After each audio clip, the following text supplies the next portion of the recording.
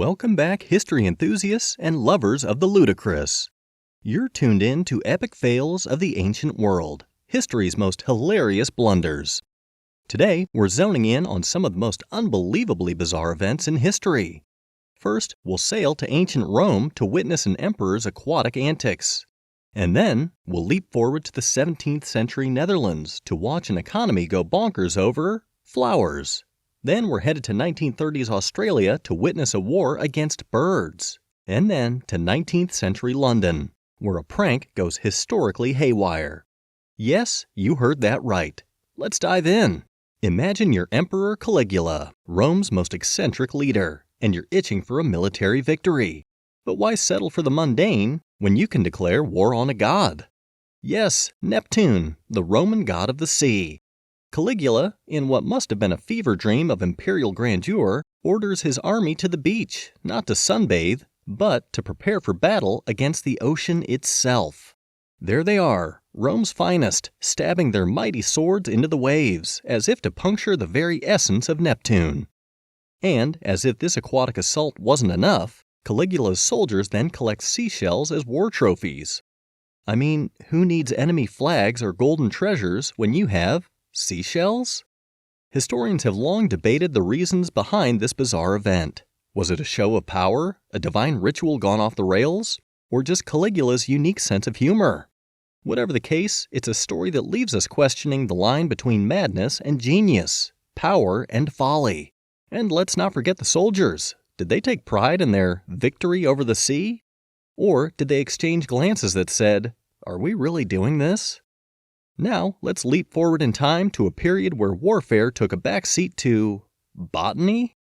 The Netherlands, 17th century, a time of prosperity, cultural flourishing, and an inexplicable obsession with tulips. Yes, tulips, those colorful, unassuming flowers. What started as a fashionable luxury soon spiraled into a national frenzy. Prices soared as the Dutch traded land, livestock, and yes, even their homes, for tulip bulbs. We're not talking about just any tulips, though.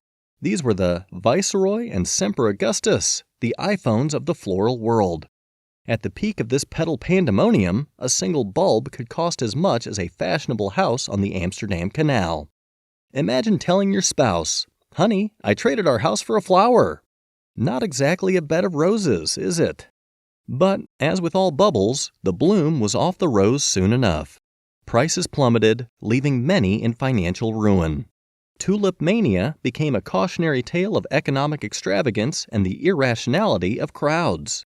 It was a time when a bulb held more value than a brick of gold, and sanity seemed as scarce as, well, a rare tulip. All right, history hoppers, hold on to your hats. We're leaving the cobbled streets of old Europe and teleporting to the dusty outbacks of 1930s Australia, where our next story is frankly more feather-brained than a stand-up comedy skit at a bird convention. It's time to talk about the Great Emu War, where the Australian Army met its match in a flock of flightless birds. Yes, you heard that right. Emus, the big, goofy cousins of ostriches, somehow managed to outwit Australia's finest. Spoiler alert, it's less of a heroic epic and more of a wild goose chase with emus. Picture this, Australia, 1932. The emus, large flightless birds, are wreaking havoc on the wheat crops of Western Australia. The farmers are at their wits' end. Who are you going to call? The Australian Army, apparently. Yes, in an event that sounds more Looney Tunes than military strategy, the Australian government deployed soldiers armed with machine guns to manage the emu population. But here's the twist. The emus were surprisingly resilient. They scattered in small groups, used guerrilla tactics, and proved remarkably resistant to the soldiers' efforts.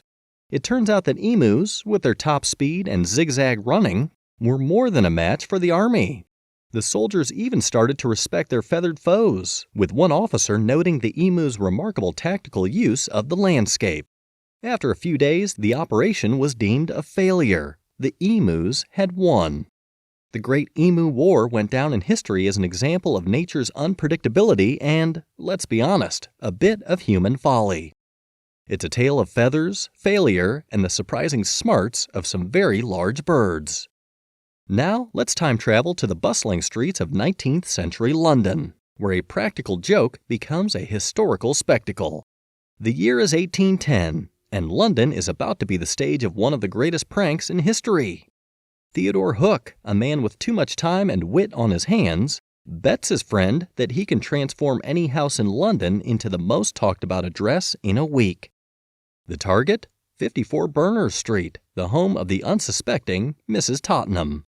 Hook starts sending out letters in Mrs. Tottenham's name, inviting tradesmen, dignitaries, and even the Lord Mayor of London to her house, all on the same day.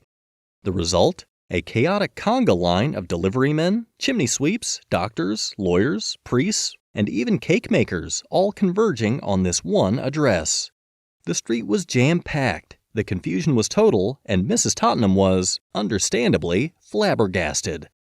Hook, watching from a nearby house, must have been in hysterics. The Berners Street Hoax didn't just disrupt a street, it disrupted a city, making it a legendary prank that showed just how easily the fabric of daily life could be unraveled by a few well-placed letters. And there you have it, 4 incredible tales from history's treasure trove of you can't make this stuff up. From the battlefields of the Great Emu War to the crowded chaos of the Berners Street Hoax, history teaches us that sometimes truth is stranger and funnier than fiction. Until next time, keep exploring, keep questioning, and as always, see you soon!